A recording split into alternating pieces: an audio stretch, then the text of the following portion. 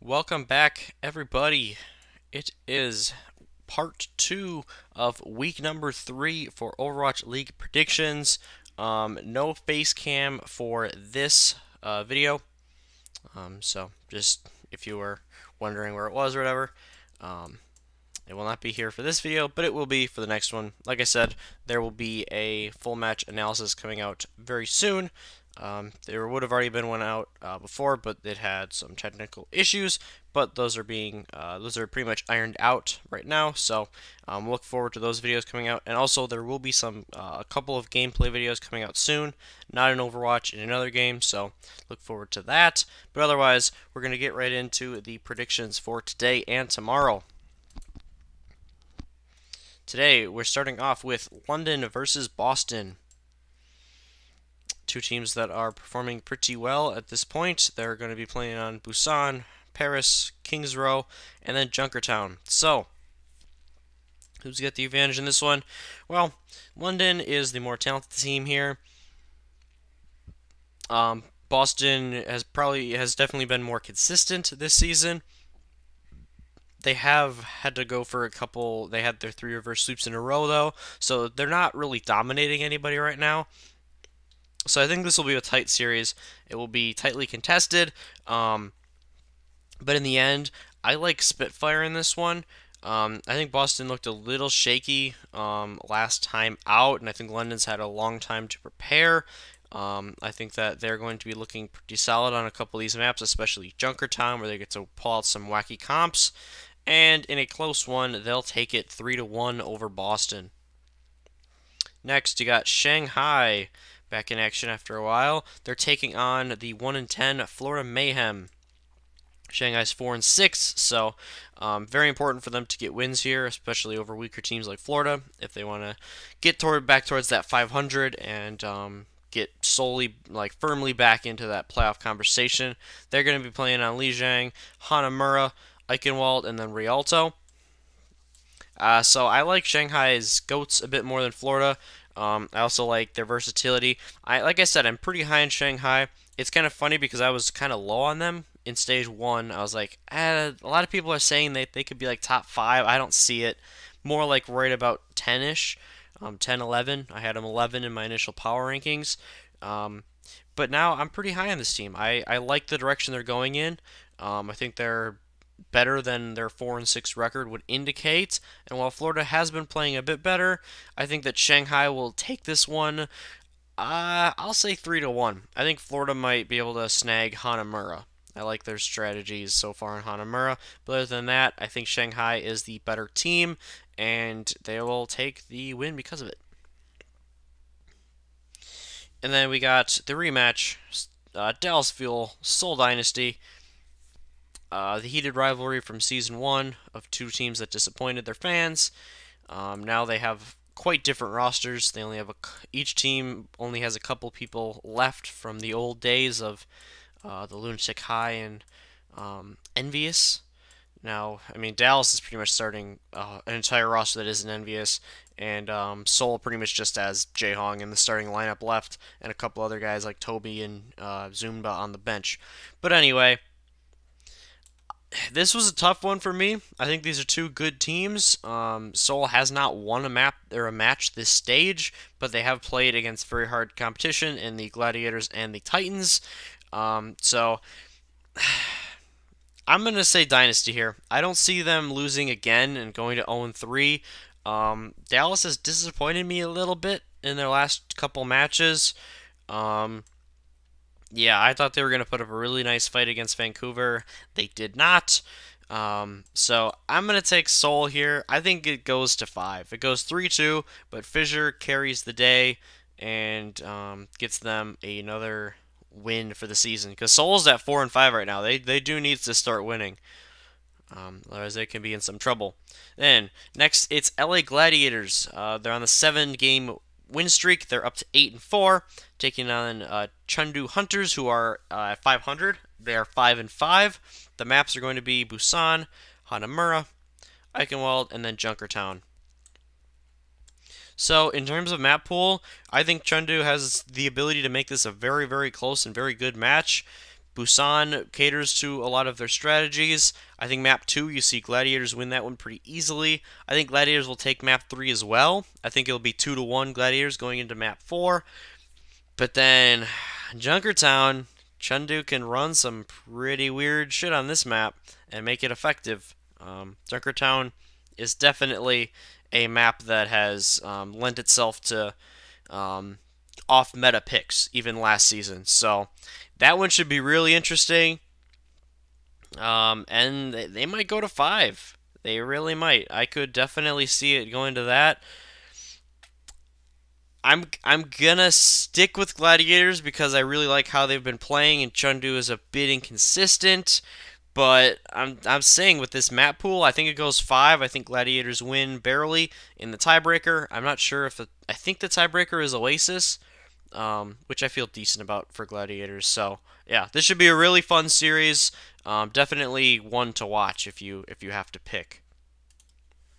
And we got Boston back in action, taking on Vancouver. So this is a rematch of one of the quarterfinal matchups for the Stage 1 playoffs. Vancouver beat Boston 3-0, and it looked pretty darn easy. The maps are going to be Lijiang, Paris, Kings Row, and Watchpoint. So I think I said this last stage.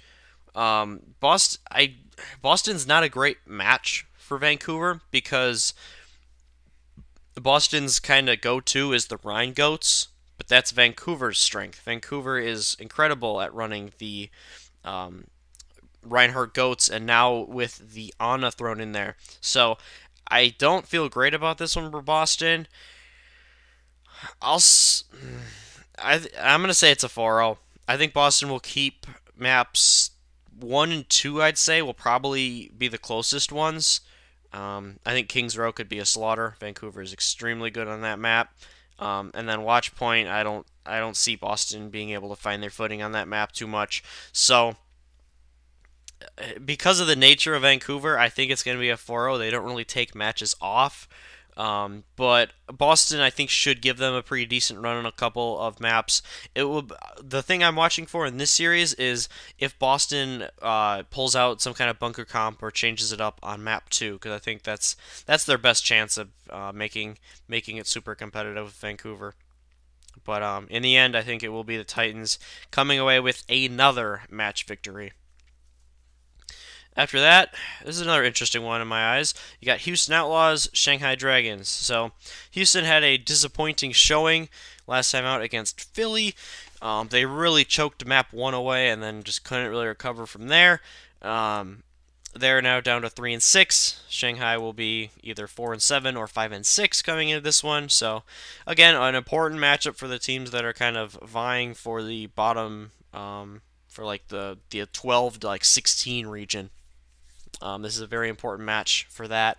Looking at Oasis, Temple of Anubis, Blizzard World, and Junkertown.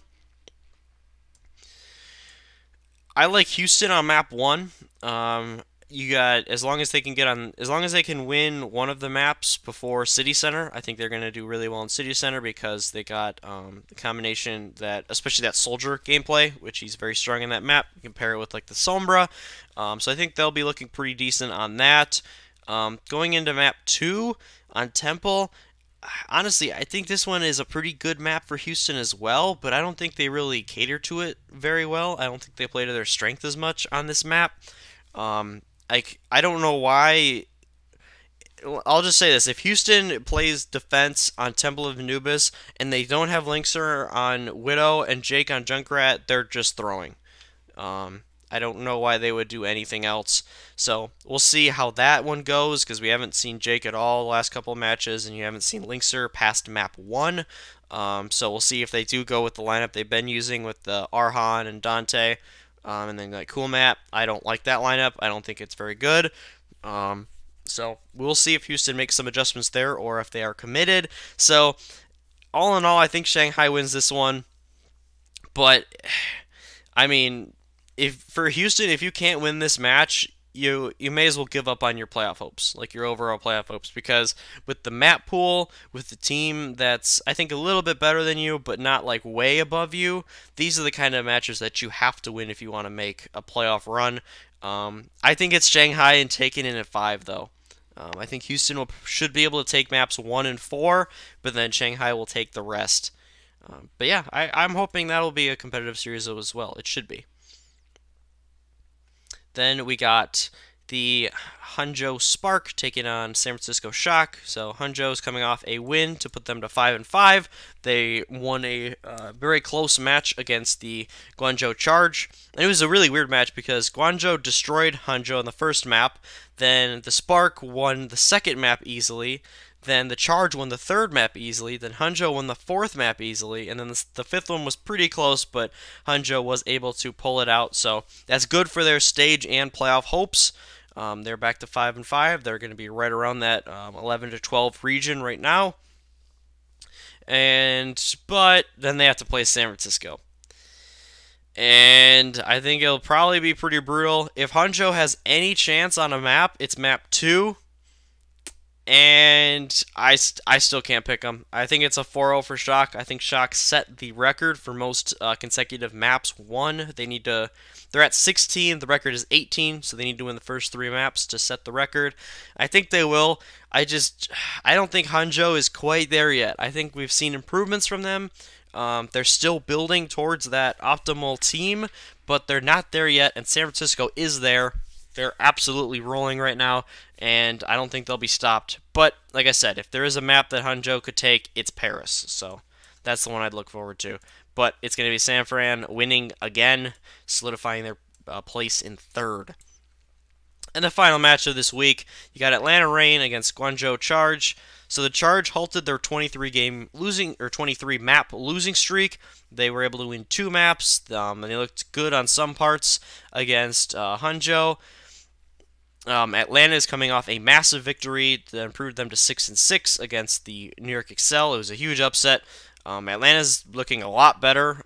They've used Daco and Fried, which I think is a good, or FRD, however you want to say it. Which I think that's a good thing for them to do, because they're both really good off tanks. They provide a little bit of different values for the team, but there is definitely value in having both of them play at certain points. So I think that's a good change. Baby Babe looked much improved on the Zarya. It looks like he's starting to find that synergy with the team. And I just don't trust Guangzhou's goats. Like, their goats looked really bad against Hangzhou again. They had success when they ran the Doomfist, so that was cool to see. I think Guangzhou definitely has an opportunity to take map 1, but then after that, I think it's all Atlanta. I think Atlanta takes this one 3-1. We'll see. I think they've maybe established themselves back as a mid-tier team, so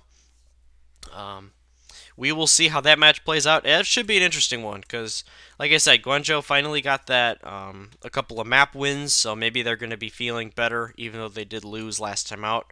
I think 2 teams of similar skill, but I'm going to go with Atlanta because they got the momentum on their side. So, those are the matches for today and tomorrow. Hope you guys enjoyed the video. Let me know if you have any large disagreements, if you see Boston winning a couple of their matches against tough teams, or if you think Guangzhou will get back on the match win track if they can kind of bounce back again. Other than that, good luck to your teams if they are playing. Next week will be super exciting. We got the Dallas Homestead, so will be really cool to watch.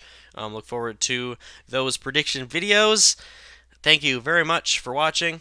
Have yourselves a fantastic couple of days, and then I'll see you in the next one.